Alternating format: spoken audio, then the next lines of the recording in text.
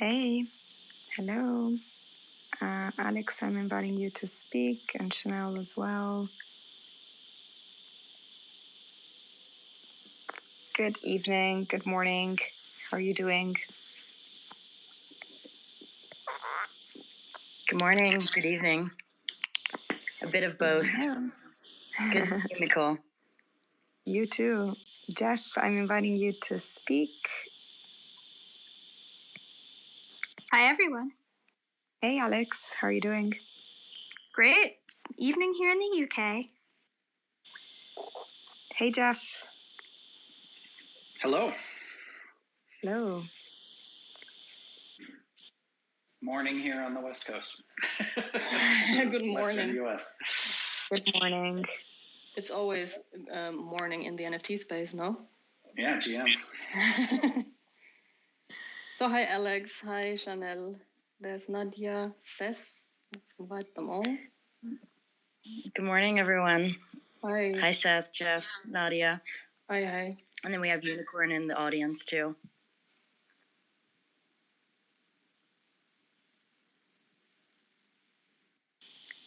Hey, Nadia. Hi, Seth. Hey, what's up? How are you doing? Good.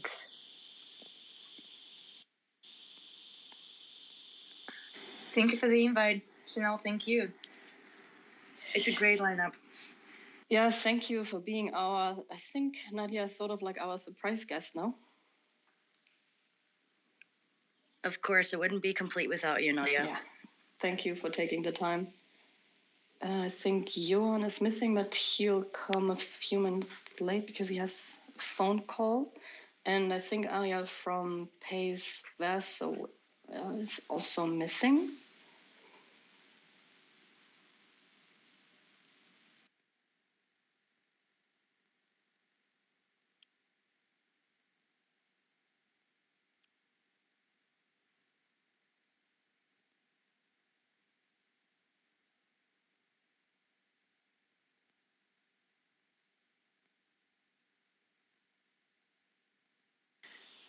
We still haven't found some music to put, Annika, after how many months? After all these years, we still didn't manage. Here's Karin as well. Hey, Perrin. Hi. Hi, good morning. Morning. Hello, GM. GM.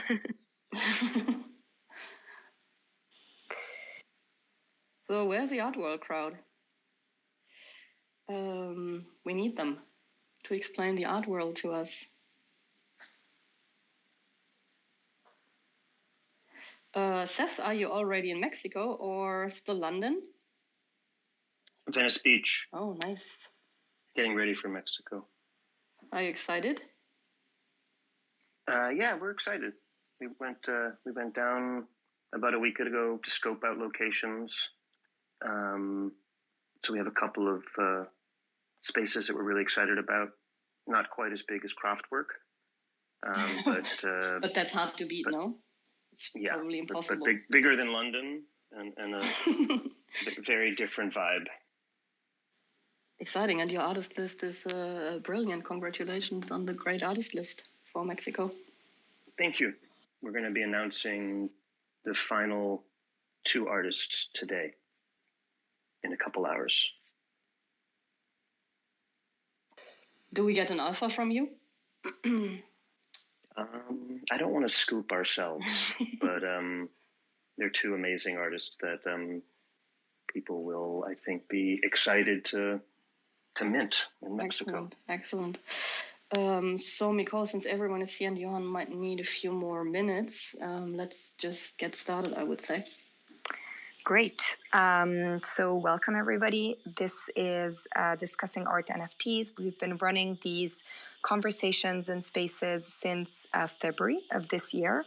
We've done, this is actually the 2nd season, let's say, and we've touched on a variety of different topics all across, the art and culture, like NFT, like ecosystem, bringing in many different speakers and views and opinions.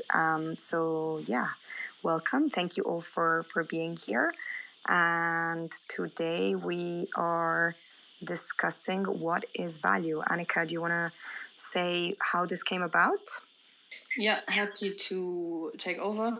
Yeah, we really try to sort of like what people love to say in the NFT space, try to bridge the gap between the traditional art world and the crypto space. That's why we have Ariel from Pace Verso and Johan König from König Gallery will join us later. And then we have Seth from Bright Moments, who are doing lots of live events and exhibitions. Then Jeff Davis from Art Blocks, who sort of like kicked off the huge interest in generative art. And then we have Chanel and Nadia from a DAO, and we have the perspective with Parin from an artist, and Alex, I guess if I'm allowed to say that, the most critical critic in the NFT space, always challenging us. So I think that's quite an interesting group of people. We record the space, upload it later to YouTube, and we'll publish it as a text on Right Click Save probably next week. Now, Johan is still missing, so I'll give that question to you, Ariel. I'm pretty sure you can answer it. We spoke prior on the phone, so you have quite extensive knowledge in the traditional art world. I guess it would be helpful for us to understand how the traditional art world works, especially compared to the NFT space. We have drop culture, very quick sales, flipping is a thing, and I like to say that flippers are the extended sales team. So how does the art world actually work? And why is flipping maybe not a thing in the art world? Hey, Annika, that question was to me, right? Yes, that's for you. Okay, cool. First of all, thank you so much for having me, and what an honor to be speaking with this other group of amazing guests.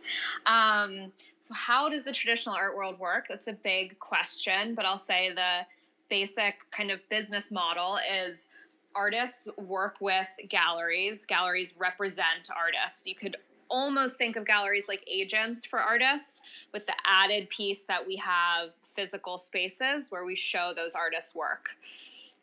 When we show an artist's work, we call it, usually we call it the primary market, meaning it's like the first time the work has come from the artist's studio, we're presenting it to the public, and we're selling it. We sell it, we share the proceeds. The artists in the gallery share the proceeds. And then what's really different, I think, as you mentioned, Annika, about the physical art world versus the NFT world, is then the artist will never necessarily see that work again, and definitely won't see any proceeds from that work again. So let's say Jeff Davis comes into the gallery and he buys a painting by Jeff Koons, let's say. Jeff Davis then turns around and sells that painting for 10x as much as he bought it for. Neither Jeff nor Pace Gallery, neither Jeff Koons nor Pace Gallery will see any part of those proceeds. So what I think excites a lot of artists who are from the traditional art world about moving into the NFT space is that royalty piece, among many other things that are exciting about moving into this world, like the community, the new tools that are available, etc. But that's a very quick high-level primer on business model of the traditional art world. Thank you. I think Alex wants to say something. Hi, Johan. Nice to see you. Yeah, hi. I'm here as a critic, but also as an art historian. And I'd like to say, if we're going to talk about value, I sort of thought this would be a conversation that definitely went beyond business models. And I know you think I'm a really critical critic, Annika, but really I am just a critical critic of capitalism writ large, not just the NFT space. That's why we have you, Alex. That's why we have you. But I just wanted to bring to the fore how I started working in a lot of 17th century art history, work that didn't get resold or people had no interest in reselling at auction. And for me, when we discuss value, we raise, Kantian questions about aesthetics. We raise Platonic and Aristotelian questions about social good. And so for me, I'm, as a critic, you don't sell anything, right? So for me, it's really important to ask that not only we consider business models, right, but also what art brings as a social and communal good, especially since the NFT space creates a community that is so different from often the community tied to physical contemporary works. I couldn't agree more. I think the question to me was, I thought I heard it as it was about the business model, but I completely agree. My personal interest in the space, and I think Pace Gallery's interest in the space at large, is in art and artists, and much more than the business model. Yeah, but I guess it's always interesting for people in the NFT space to actually understand the difference between the traditional art market and the crypto space, and also maybe why traditional art world artists are not fond of auction houses. Hi, Johan, do you maybe want to explain that part to us and why flipping is not a thing in the traditional art world? Oh, there's a lot of flipping in the traditional art world, but as primary dealers, we try to avoid this by non-resale agreements, or that we are that actually makes it so complicated, often for newcomers in the traditional art world, to buy work, because it's very hard to get certain works by certain artists, as we have to be so careful who we sell to, because some works are sold at much lower prices in the primary market as what you can realize on the secondary market. And as there is no cut in the US and in Switzerland, only in the European Union for those who are listed at the Droit de Suite agencies, which is also a very complicated process because it's capped at 15,000 euro, if I remember correctly, depending on the decrease of the amount. It's a super complicated royalty scheme, and I think that's the reason why it's often complicated to access work. But it also so we had a lot of there's constant flipping going on, but I would say that maybe started. So when you used to, in the past, you hold a share for probably a month and the painting for 10 years, and that has changed. So you see at Philips and other auction houses a lot of paintings which have been created same year or a year before. And that was very unusual, like 10 years ago. And naturally, we are agents of the artist, and we try to bring their work in other contexts where the work can be seen publicly, or where it can be seen in context with other artists, where we think it sort of climbs up the cultural ladder. And I would say that's a big difference. But I'm sure the NFT technology will help us put these non-resale agreements, which are also not so easy to enforce in China, for example. I think that we will soon see that combination of digital transaction connected to physical artworks. And maybe a question for Seth and Jeff after that. How do you see value, and how do you, especially for Seth, I guess, since you're organizing a lot of exhibitions and bringing in a lot of artists, so what do you think about when you think about value of art?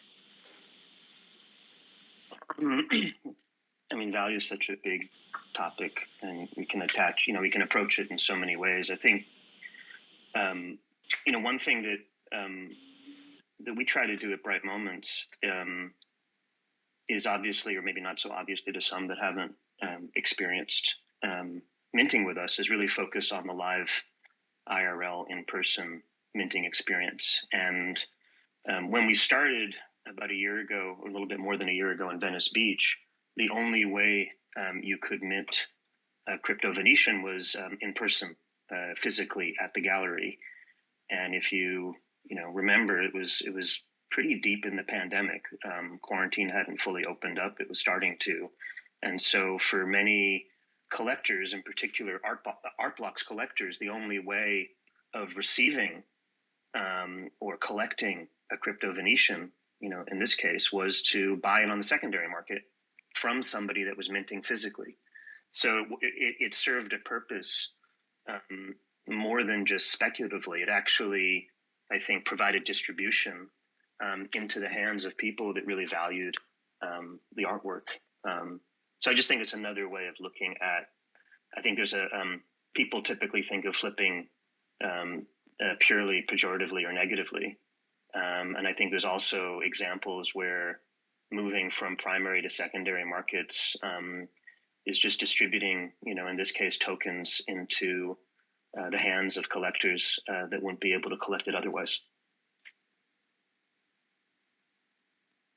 Yeah, and I guess I'll, just on the topic of value, I mean, I tend to, the monetary side is interesting to me, but, being an artist and being in the field of art, it's like the value proposition to me is more about the connection that an individual has with the artwork itself. And so that can manifest itself in a lot of different ways. I mean, what Seth's doing with Bright Moments is, kind of the experiential value of the artwork that's being created. And I think that adds a lot of value. And then, I think there's an interesting concept around community in the NFT space, particularly with generative art. I would see this at Artblocks quite a bit, that because the work isn't realized until it's created or,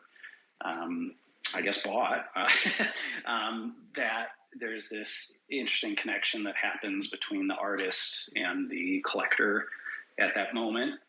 They're both participating in the creation of a work of art and sort of, having this moment of reverie, of discovering what this work of art is in real time. And then there's another community that happens with generative art is that because generative art series can be large, then as a project sort of comes to completion, there's a huge number of people that are all interconnected through the nature of the project itself and all hold a piece of it. And so then it becomes this sort of like lateral set of connections that get made across the project with people with mutual interests across the project that they're all have an individual experience, and then there's sort of this collective sort of experience, around it. And so I don't know, that's just sort of as a high level source thing that I think is a really interesting dynamic that happens in the NFT space that to me is different than my experiences previously, kind of in more of a mainstream contemporary, art space. So I think that's an interesting value that NFTs and generative art in particular has. I mean, that I just spoke with John Gerard, who had a drop on Artblocks, and he's represented by Pace.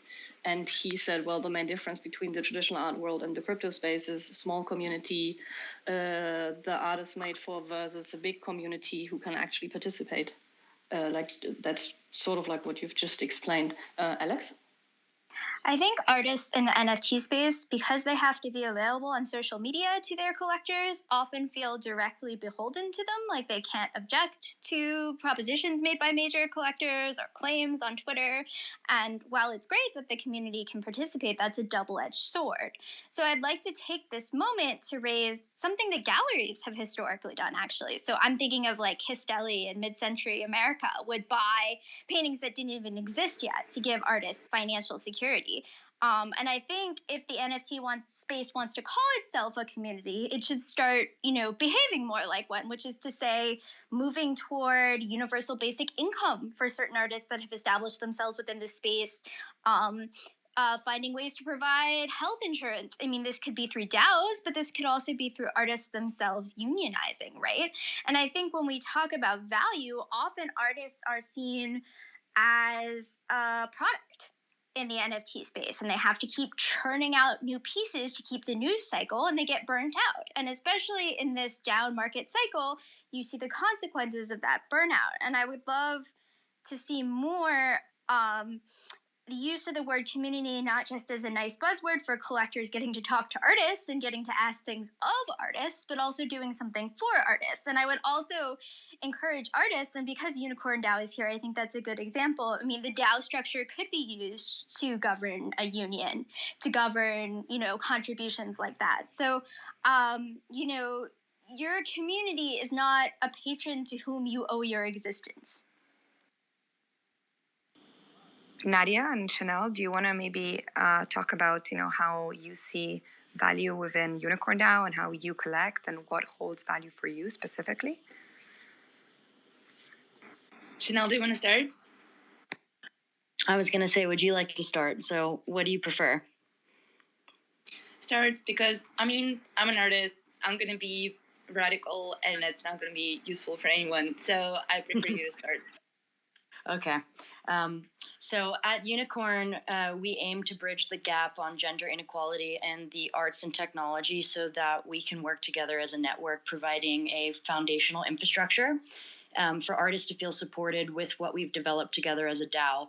And so essentially, arts and activism is our core to our moral compass and mission. And from a curatorial standpoint, we're sort of wiping the slate clean and reevaluating that our values can shift to a completely new paradigm of our own that's refreshing in a sense that we have, we can leave quote unquote rules behind that were made to truly start a decentralized process of supporting artists and paying it back to their direct, innate creative process, keeping it sacred to the art and our morals. And so a bit about our process as a DAO is that we have the architects at Tribute Labs, which is also constructed Bright Moments DAO and the Opportunities DAO. And they help us create a collective structure specifically for acquisitions, collections, artists, in which we take weekly calls with all of our members and vote on chain. And in about under 6 months, we've collected a high volume of diverse works from multidisciplinary, queer, non-binary, LGBTIQA+ emerging and established artists to amplify all communities together. So seeing that outcome of connecting our DAO with fostering these intimate relationships truly through the artist lens and expression adds a lot of value and makes us so happy at the end of the day that we're a part of their process.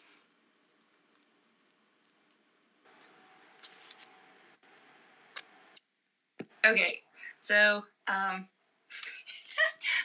my god, full context. I'm just sitting on my toilet and shitting at this moment because I just needed to. But if you give me 1 more minute, I will be back.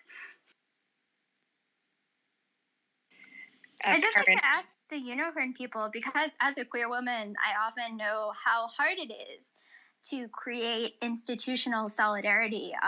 Maybe you could talk a little bit more about not just the value that you're bringing to artists who are undervalued by the market, but also what are the tangible things that you guys do for your artists? Because I know you as a DAO, but I don't know your details, right?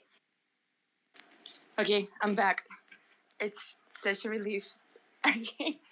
I cannot overestimate bodily functions. It has great value to me. So I said it, I'm an artist, so I'm going to have a radical point of view. It's like really difficult to not to have, because when I hear like any talk of trying to put value on an art piece, it just makes me smile. I also do operate in this framework as also a collector, so it is funny. So I guess I'm coming from anti-capitalist and just really radical form of art. I really struggle with seeing a price on an art piece. So in my own practice in Unicorn DAO, I just go for anything that makes sense to me in terms of trying to make the world a little bit less shittier place. So I mean, all across the DAOs, I guess, like in my whole art practice and specifically in NFT practice. So we've done the same with Ukraine DAO and we do it in Unicorn DAO. So in Unicorn, I would prioritize artists who try to subvert paradigms, like actually shift, shift perspectives on things, and also artists who endanger themselves by doing that. So what I mean, for example, there is a piece that Olive Allen did, and it's the first piece that we collected as a DAO. It was her burning Russian passport in front of the Russian embassy in New York. And it was her immediate answer on the war in Ukraine. Today we mark 6 months of this terrible war, and Olive made this piece in the beginning of the war, and I think it's really brave. I think so. I basically look at it. If we don't collect this art piece, like who's going to fight for it? And I have hard times seeing. I mean, it can happen, but generally, I mean, people who have a lot of money, they're comfortable in their positions, they don't really want to break status quo. They don't really want to be connected with anything that was politically subversive.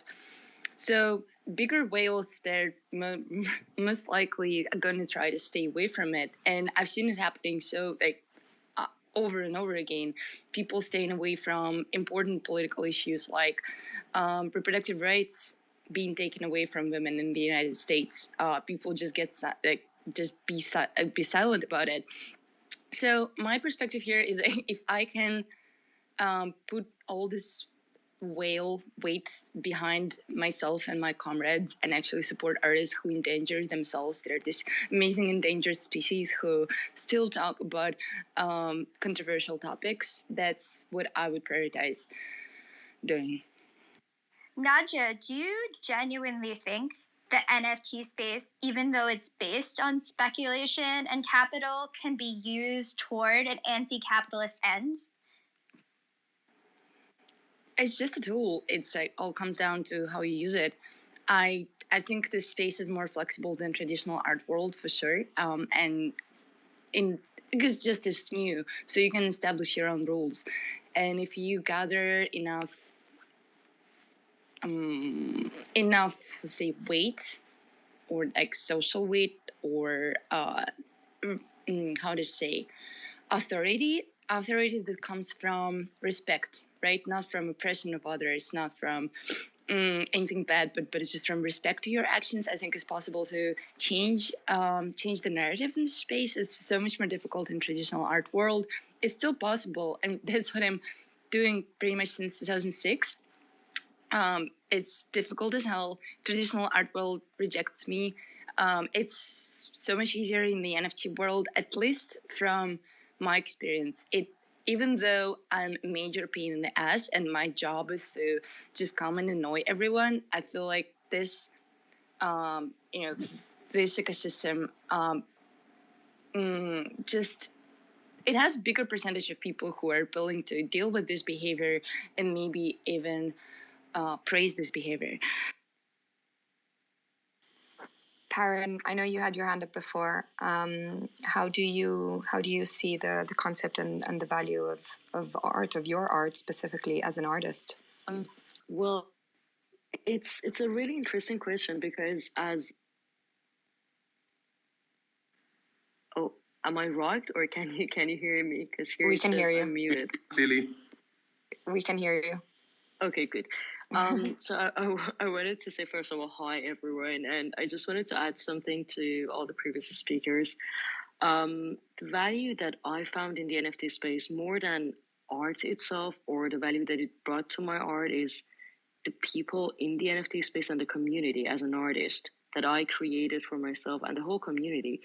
The human connections, the collaborations that happened in the space, and they brought a complete different, let's say, area to what I've been creating before, is what I call its value here. Obviously, for years, many of us, including myself, have been artists in traditional art space, and I've been selling my art sometimes with like high prices, sometimes lower. It depends on like what kind of art I was selling: illustrations, paintings, animations as well. But what NFT has done to me is it's something way bigger than the financial part of that.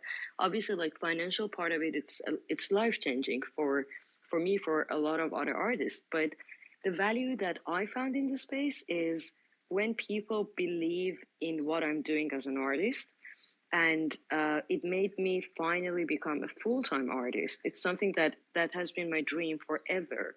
And after like 30 years of creating art, now I can finally be a full-time artist without like being worried about my bills, about like many other things that I could not handle before. But the community that I found fascinating in the NFT space is why I'm here. The technology of the NFT space, and how we can use NFT for social good. You know, like all of these are the reasons that I'm here. I come from Iran, a country in the Middle East, with a lot of problems.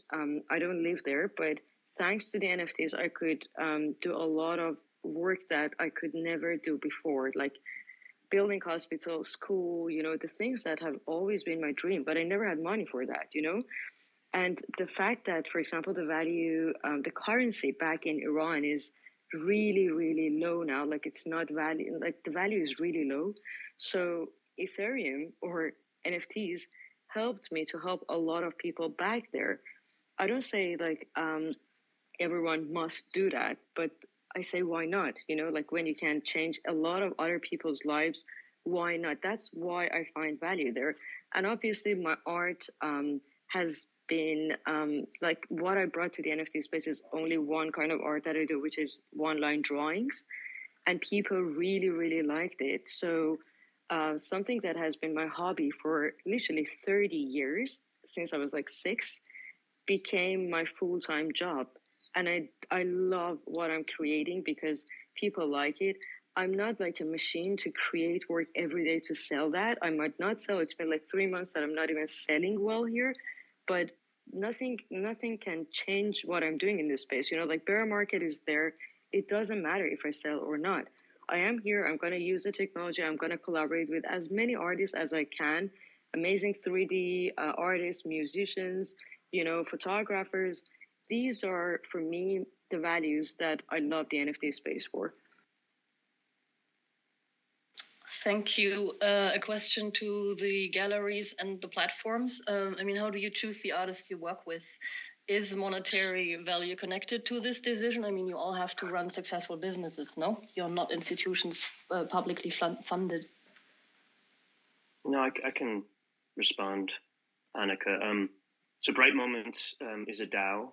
Everybody that mints or collects one of the crypto citizens is a full and equal member of the DAO based on their citizen holdings. We're about halfway through this 10,000 crypto citizen collection. So we've done the Galacticans, the Venetians, the New Yorkers, the Berliners, and the Londoners, and soon the Mexas. You know, our DAO includes a wide variety of people geographically, professionally, culturally, ethnically, in all sorts of different ways. Our business model is fairly clear. We are a full Web3 DAO denominated in NFTs. There's no separate equity. There's no Web2 financing. And our business model for artists is also clear. We provide 70% of all the revenue on the primary and secondary sales to artists, and we keep 30% for all the art drops that we have done and that we do with artists like you know, Tyler Hobbs and Matt Delorier and Elida Sun and Emily G. You know, one thing that I think we've helped to bring into being that I think has been a really powerful value creator for artists is selling mint passes in advance of our shows. So in the case of, for example, the Mexico City collection that includes Iskra and Ana Lucia and Snowfro and Zach Lieberman and Pixel Fool and Juan RG, among others. We sell mint passes. In this case, we'll be selling mint passes for the Mexico City collection in a few weeks. So, you know, early to mid-September. we will sell around 700 between 700 and 800 mint passes across all the different artists up front, 2 months before we actually have the show. And that money will go directly, 70% of that money will go directly to the artists in many cases before they finish their algorithms, and, before they finish the actual artwork. And I think that's a really important kind of innovation that I think we've helped to catalyze, to bring a lot of the value that otherwise was in the hands of arbitrageurs and speculators and flippers, and carry that value forward, into the pockets of the artists to give them a more predictable and sustainable economic life for themselves.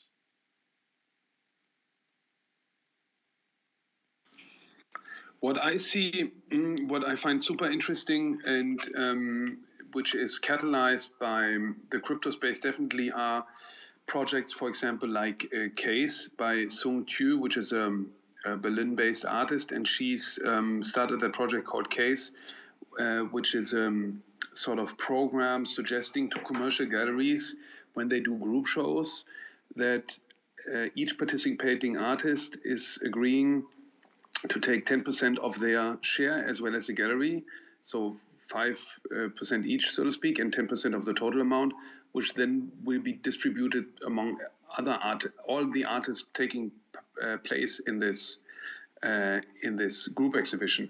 And I think that these type of initiatives are very much informed and pushed by the crypto space. And when sometimes I invited to art schools to do workshops, and I tell these, that was even pre-corona and pre the whole rise of NFTs. I encourage them to sell themselves and even be that radical to open a Shopify shop. And I think actually that we will see in the future.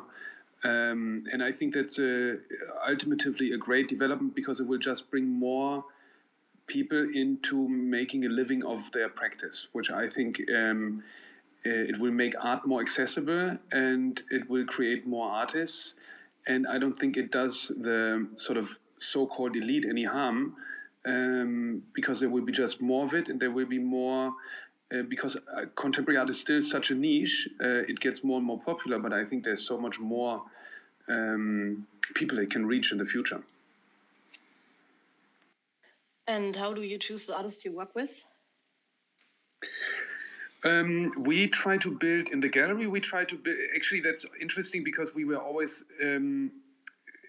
I started the gallery 20 years ago, and often felt misunderstood as a certain gatekeeper.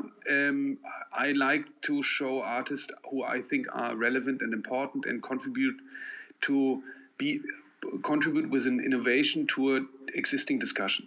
And we try to build a program of very individual, very unique, very incomparable positions. So we try not to show certain schools, but have individual best of class sort of practices.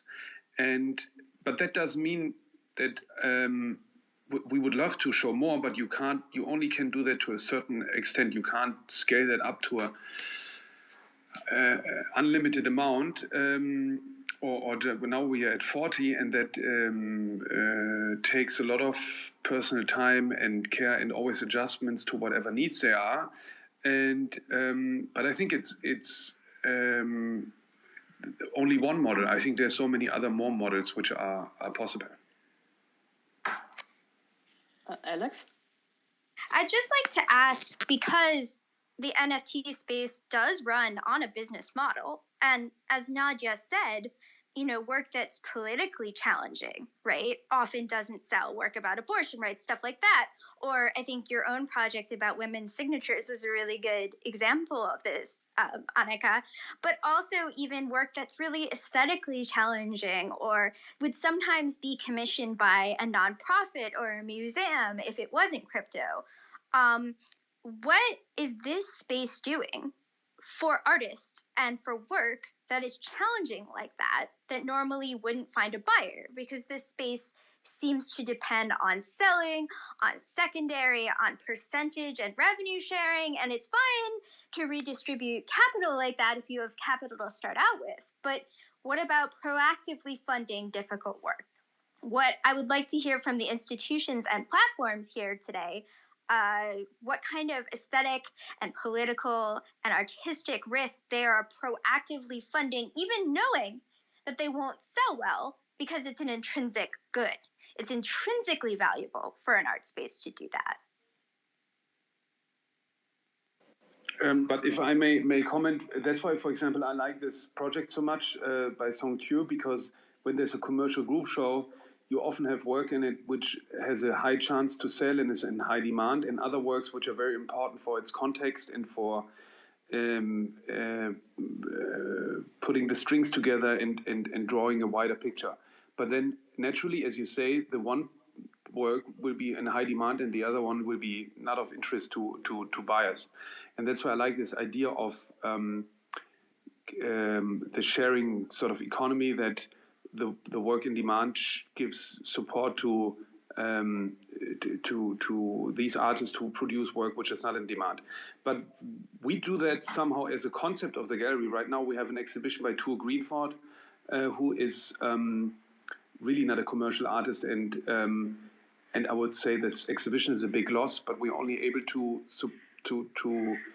provide such a big loss because it's about climate change and very complicated installations and quite political work, and but we are only able to afford such an exhibition because we have very profitable artists which allow us to do this. But I would go so far to think they would be not so interested in showing with us if we would only have high demand work and only show painting, for example. You know, it's very important to have a diverse program, and that's how the system somehow works. And I don't know, is that the same? I would say so, that this is pretty similar in the crypto field too, no?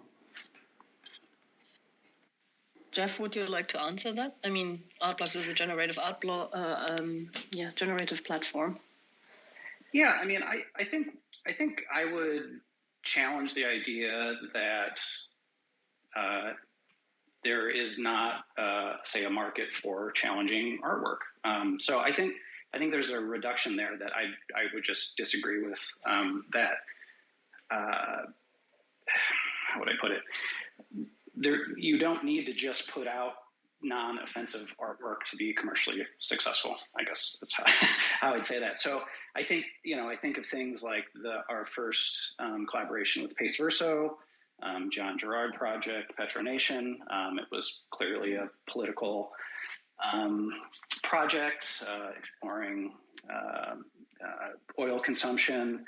And I think even something like our recent curated project at Artblocks, Fake It Till You Make It, by Maya Mann. On the surface, you wouldn't look at that project and be like, oh, this is gonna bring in the cash or whatever. But we just felt it was a very important project. I really like kind of exploring Instagram yes, culture. That was great. And so I think there's just an interesting thing, like, obviously there's a commercial side to all of this, but also so many of the artists that we work with at Artblocks don't have a sales history, prior to coming to Artblocks, or so it's not like we are able to select artists and be like, this artist is going to be very successful on Artblocks. We really have no sense. So we are just trying to get our arms around what we think are the most compelling generative art projects and release them into the world, and then kind of let the chips fall where they may, sort of after that. So I guess that's all I would say, is that there does not need to be like a edging towards safe work. I think there's room for things that are maybe purely aesthetic, but there's things that deliver a more social or political message as well, and I think they can be equally successful.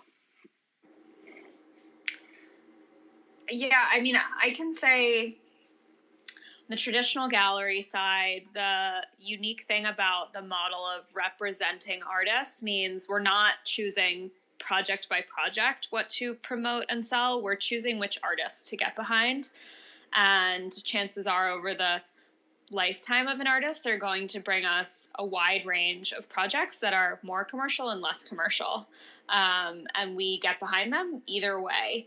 I think Jeff's probably seen that already in the way we talk about the Art Block's Pace Verso projects. We really are deferential to the artists and what they want and what their vision is, regardless of the commercial implications. So I think even as there are more sort of like structured commercial players in the crypto space, or players who like use a gallery model as their basis, they probably will do that as well. To Johan's point, that's what makes the whole thing work. That's what ultimately kind of gives everything its value, makes the gallery a place artists want to be associated with, is because there's a array of work presented.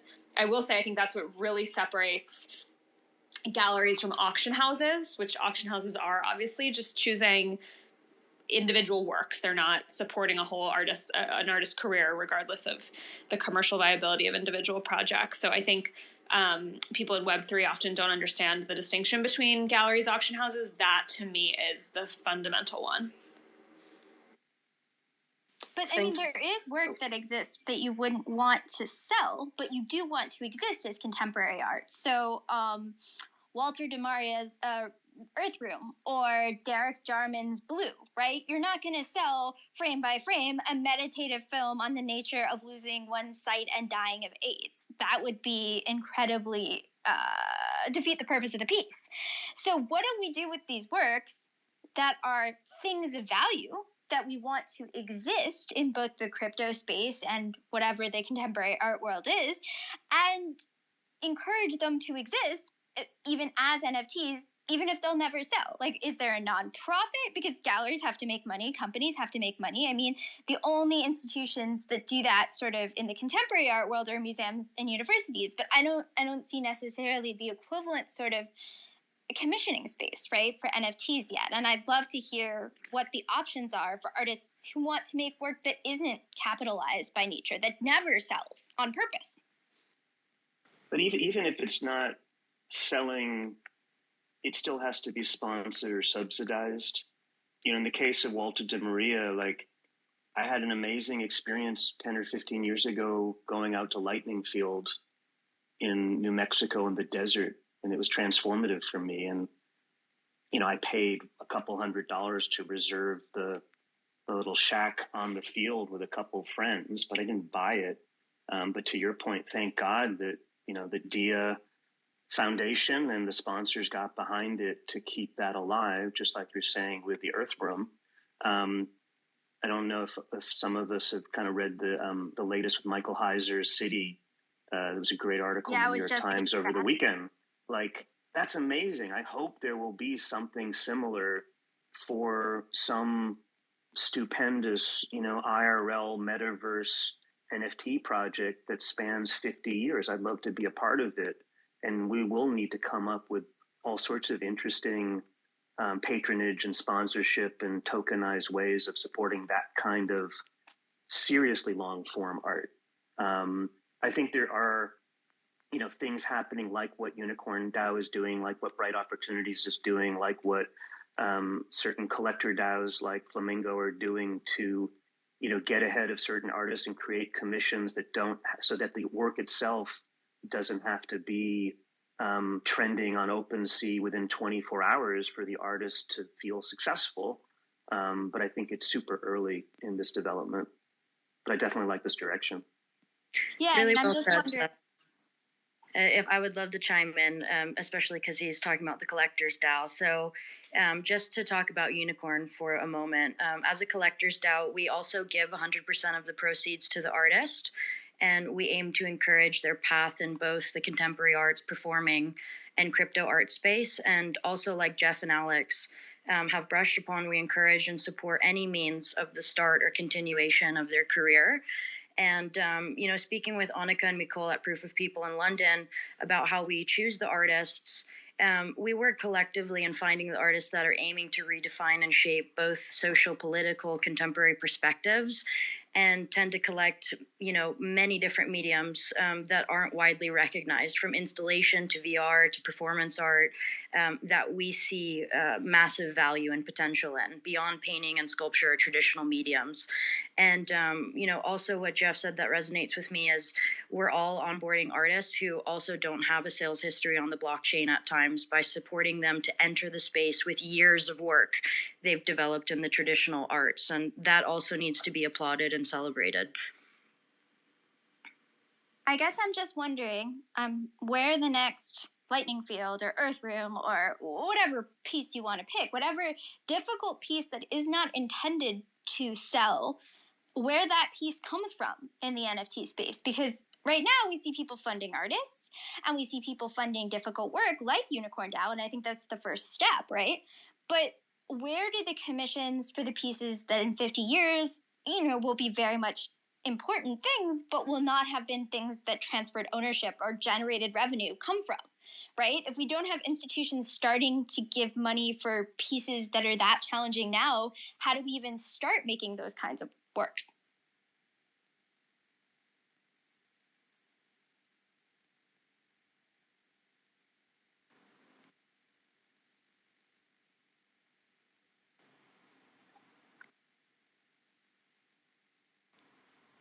Sorry, did I get rugged there? No, I think Nicole seems to have tech issues.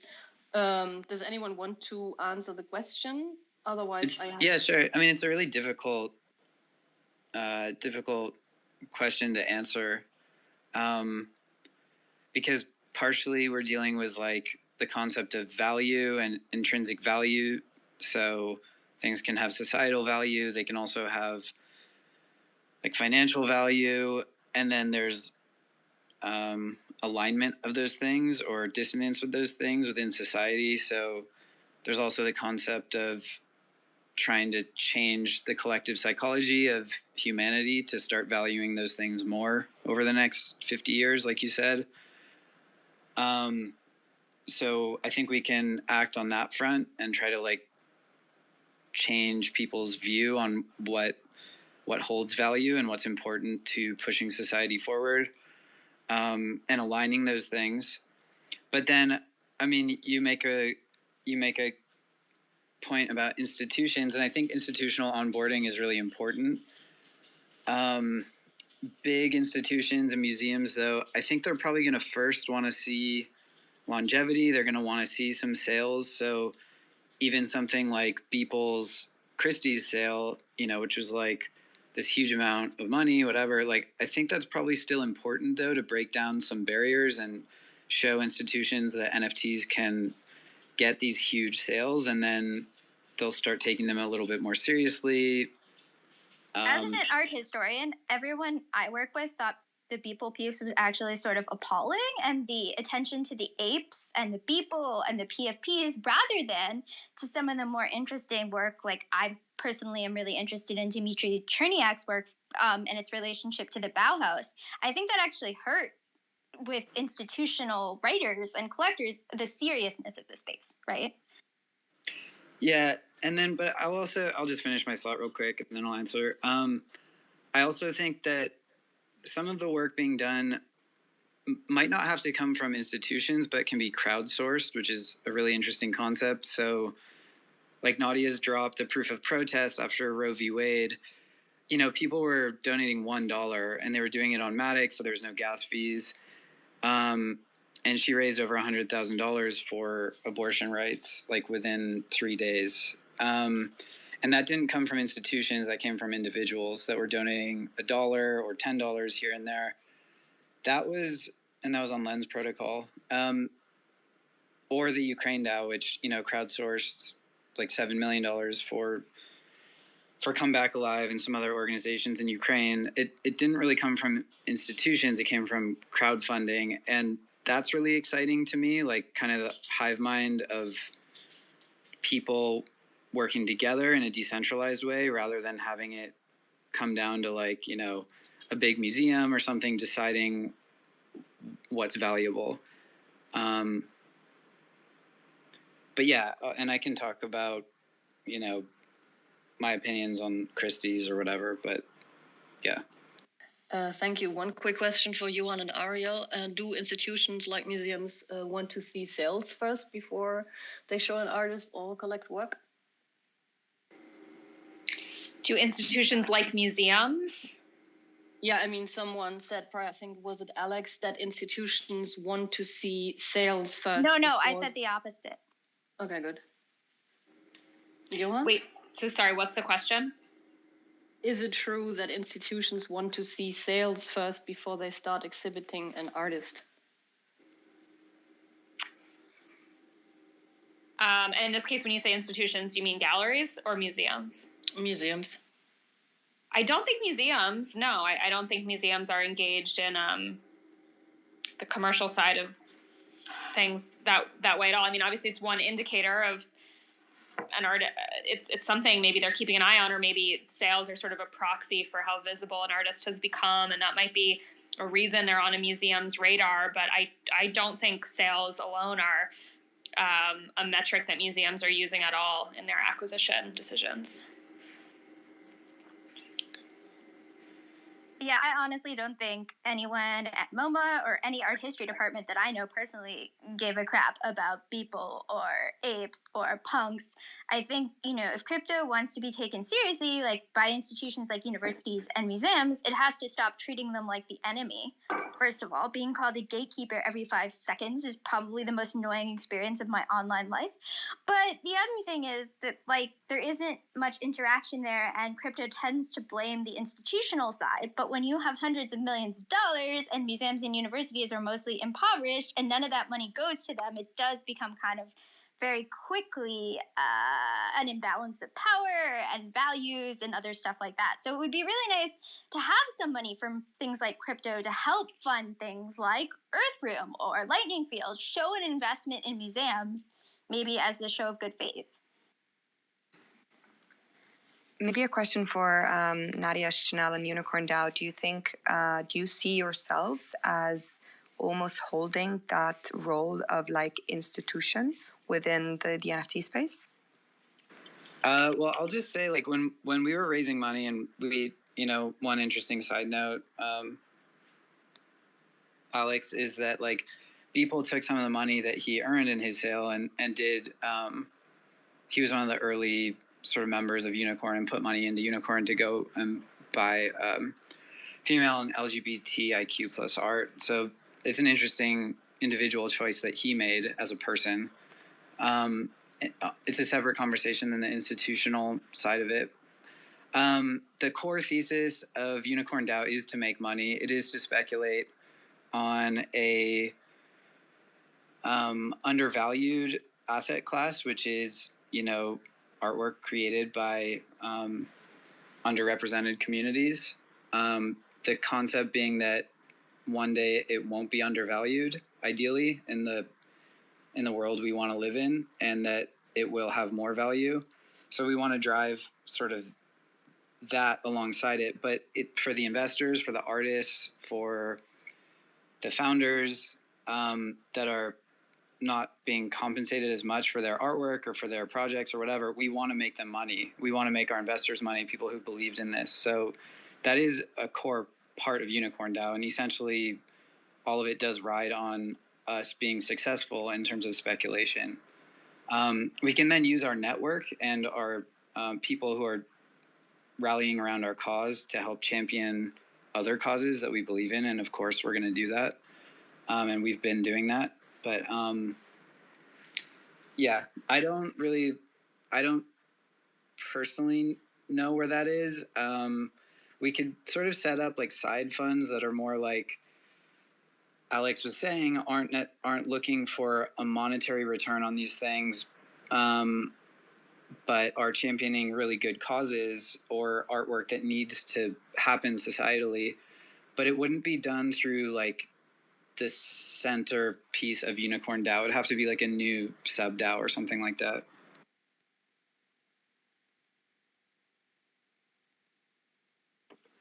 in terms of this question, if Annika, you said if museums mind if there's a market, if I understood correctly, I think in opposite, it's a big problem. For example, the Venice Biennale is actually not budgeted, so only the country pavilions, depending on the respective country, are well funded, but the group exhibition has really no funds.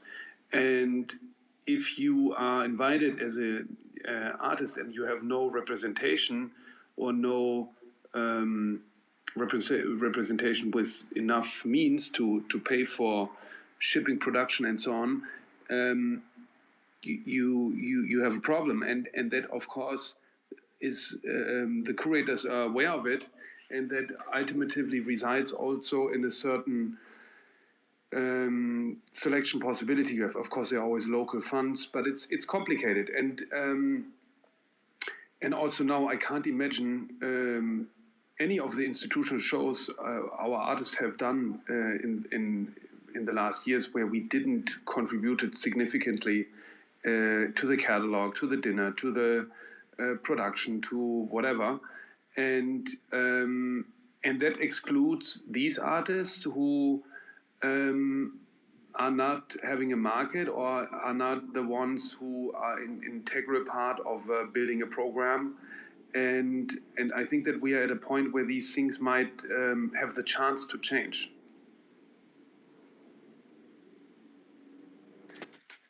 Yeah, it's a really good point. And it's interesting also to see and hear like some of the different perspectives, both from, Alex and Unicorn DAO and Jeff and you, Johan, and kind of the mix between, traditional and NFT art world and where that stands.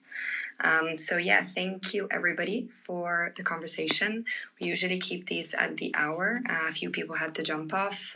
So Seth and Jeff also just messaged saying that they have something to do. I know Chanel and Nadia also have a call, so wanted to wrap it up, and thanks everybody for coming, and see you soon. Next episode, we don't know yet what it's going to be. Let's see. Yeah.